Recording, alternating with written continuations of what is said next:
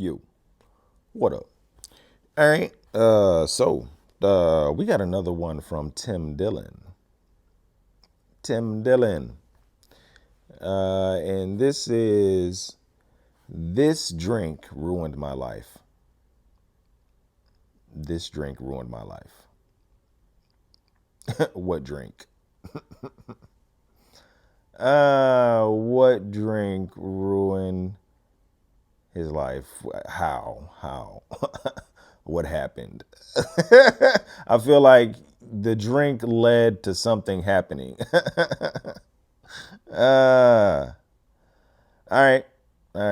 Let's check it out. Here we go. I got from a friend, I got this hand sanitizer. It's a lavender hand sanitizer with a very high alcohol content.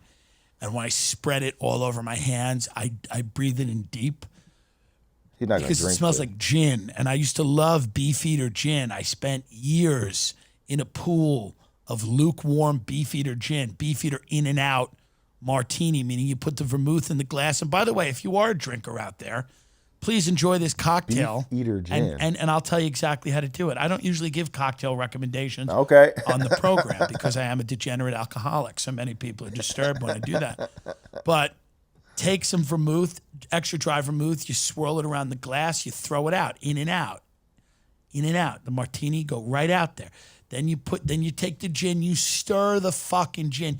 You don't shake it like you're a 24-year-old fucking bartender in West Hollywood who's fucking shaking the gin and trying to see how many cocks she can fit in her so she can pay her rent. That ain't it. Okay? You're not shaking a fucking thing and bruising the goddamn gin, waiting for your fucking seeking arrangements date to pick you up and take you to his fucking house. Enough. You're stirring the gin. You stir it. Shaking it bruises it. It's a line from James Bond. It's absolutely true. And let me tell you right now, I threw my life away for this drink. I mean, I threw my life away for this drink. This studio's in an apartment in Hollywood. I am more talented than 90% of people that live in this city, and they all live in castles. So the reality is I am fucked. Castles? And it was because of New this York? cocktail. Where's he at? I've not had a meaningful relationship in my life because of this cocktail. I have very few friends. And the ones I have that I've had for a very long time, I strongly dislike. I have no honesty with myself or others. I am a shell of a human being, genuine shell of a human being. I live to entertain people, to make them happy for nothing, for no reason. I barely enjoy that. It's just what I have to do. I'm built to do nothing else. I'm just a vector of negative energy that will either go into a heroin needle or go into a stupid joke. I tell it fucking, the giggle pig, which should be the name of a comedy club and isn't. Welcome to the Giggle Pig. Don't take out your phones. This is art. But what I'm saying is all of that happened. I should have came out of the closet earlier. Pig. I should have did the right thing. I should have went to college. I didn't do any of that. I was in subprime mortgages. I was dumb enough to sell the product to myself. I sold the house to myself. You're not supposed to get so drunk you scam yourself. I scammed myself. How you do The that? Enron idiots weren't buying their own bad shit. So I did it all for this perfect drink. It is a perfect drink. And I'm glad I was an alcoholic. When I look back on the world, I'm glad I was family, friends, accomplishments. I know a lot of people with those, and I got to be honest with you, truly. It's truly a whatever. Your kids are shit half the time. They take advantage of you. They don't value the sacrifices you made for them. Your wife or husband doesn't really care. And your career, you hit a wall with that, and no one really gives a shit. Truly, no one cares. I just watched a documentary about a bunch of comedians that came out of New York City in the alt scene and everything, and some of them are funny and some of them aren't. But the point is, truly, no one cares. No one cares. No one cares. They care about David Dobrik, and they're not going to care about him soon. They won't care about him soon. They'll care about something that just makes sounds and beeps. They'll go, beep, beep. The entertainer your kids like the most will be somebody that goes, beep, beep, beep. So it's over, and nothing matters. So you take the vermouth, you swirl it around in the glass, you spill it out, and then you put the gin, which should be, and this is another great line, which isn't mine. I don't know who wrote this. Vodka goes down too easy. Gin drinkers like to know what you're up against. That's why I didn't like Bombay Sapphire. It's too smooth. I like Beefeater. I like a little punch. I like a little punch in the back of the throat of juniper berry and botanical and lavender. I like to feel where I'm going. Because listen, martinis, gin martinis take you to the moon. Martinis are like breasts. 1 is not enough. 2 is all right. 3 is too many. 4 is a party. I didn't do that either. That's something else. I don't know. A guy told me that named Huey. He's dead. The point is this. He had a lot of great. He said one other thing that I laughed so hard it wasn't his, but he remembered it. He goes, he said this at dinner. He goes, she broke my heart, so I broke her jaw. Again, I don't know where he got it. It's probably a famous thing. It's very funny. Anyway.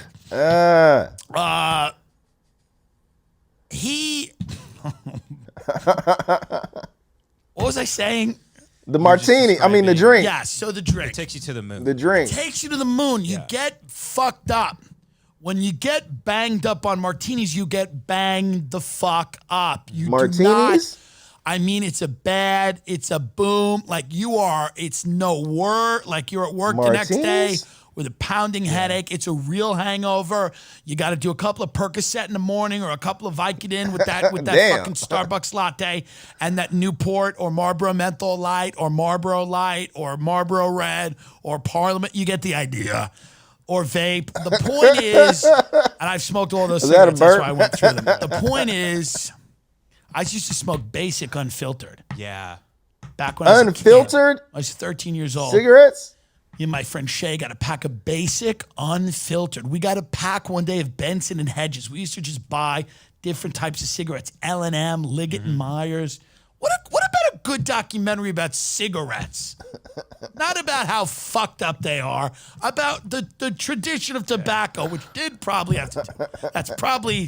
That's gets into slaves, but not that.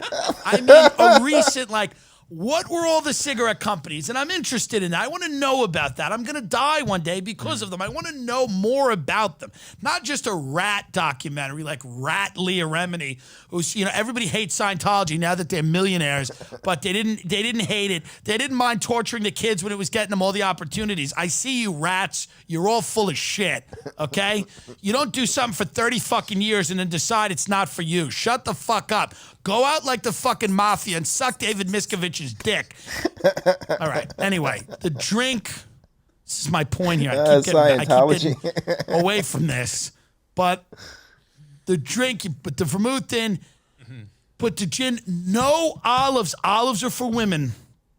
My boss told me that. My boss was a guy named Tim that I worked for in mortgages, had a scar across his face. I said, how'd you get that? He goes, I was thrown out of a car at 4 years old. Through the windshield. I said, that's crazy. He goes, yeah. He goes, it taught me about responsibility.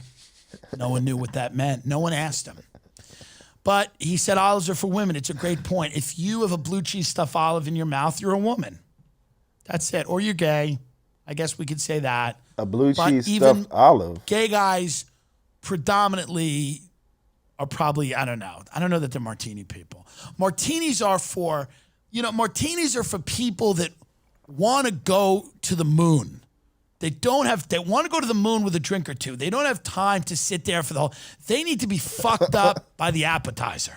I needed to be in the bag by the appetizer. If bruschetta or tuna tartare hit the table and I wasn't in the bag, we had a problem. I needed to have that gin glow on my face, that heat on my face before the appetizer hit the table. So it's very important that you make the drink the right way. Just lukewarm gin in a martini glass. You can even, I didn't have vermouth sometimes. I just do it with the gin. It's nice if you have a martini shaker. You could do it in a milk glass, big bar glass, water glass. You can do that. A little stir. It's here's the thing, folks, and a lot of people won't tell you this.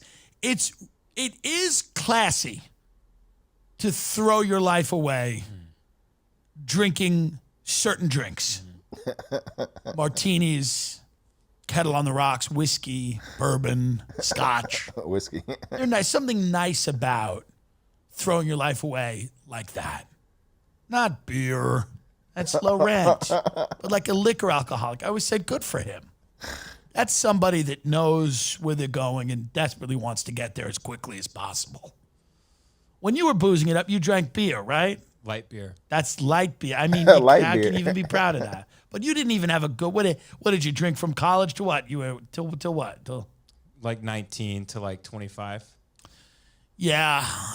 I would say that was me too. I think I was like 19 to 25 because I was drugs from 13 to 20, and of course from 20 to 25 as well. But I got into booze when I was done with all the other drugs. Damn. When I quit everything else, I moved into booze. I graduated to booze. The good old Kettle One on the rocks with a black fly in the glass from the good old bartenders at Lisa's Lounge. But that's what I mean. You know, a real I fly? threw my entire life away for that drink, and I don't regret it either. It was a great. There's nothing better than a Sunday afternoon getting shit faced, Yeah. and going to sleep in your car. Yeah. You know.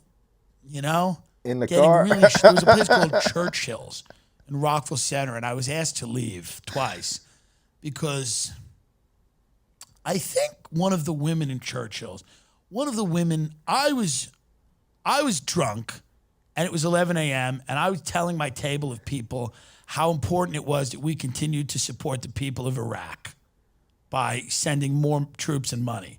And I was screaming at the top of my lungs and yelling.